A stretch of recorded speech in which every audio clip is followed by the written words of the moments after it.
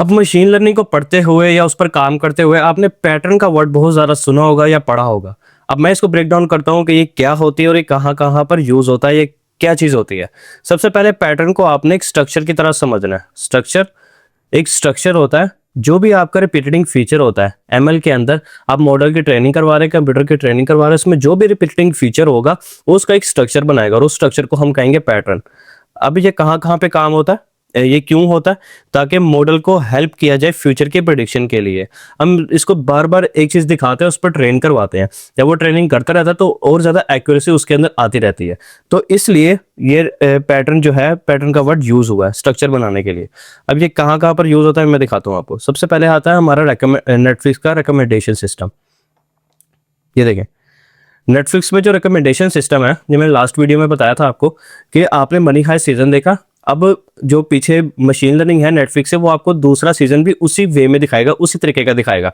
Money heist से related जो चोरी का होगा सीजन, वही दिखाएगा। वो कैसे दिखाएगा? क्योंकि उसने आपके पैटर्न को लर्न किया हुआ है। हमने उसको सिखाया कि अगर यूजर्स एक्शन मूवी देखते तो उसको तूने दूसरी भी एक्शन मूवी ही दिखानी है। हमने उसको ट्रेन किया है। अब वो उसका स्ट्रक्चर बना लेगा। स्ट्रक्चर बना लेगा, जब भी यूजर आगे एक्शन मूवी देखेगा तो वो उस स्ट्रक्चर में उसको ले आएगा और उसी तरीके से एक्यूरेसी अपनी बढ़ाता रहेगा। अब जब भी कोई यूजर कॉमेडी देखेगा तो उसको कॉमेडी दिखाएगा, कोई रोमांस की मूवी देखेगा तो उसको रोमांटिक ही मूवी दिखाएगा।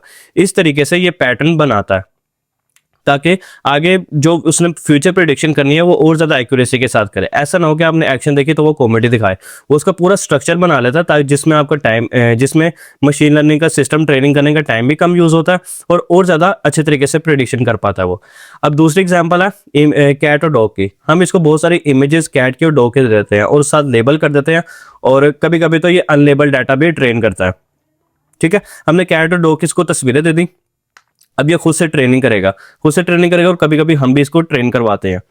कैट के कान ऐसे होते हैं, डॉग के कान ऐसे होते हैं, उसकी नोज ऐसी होती है, कैट की नोज ऐसे होती है।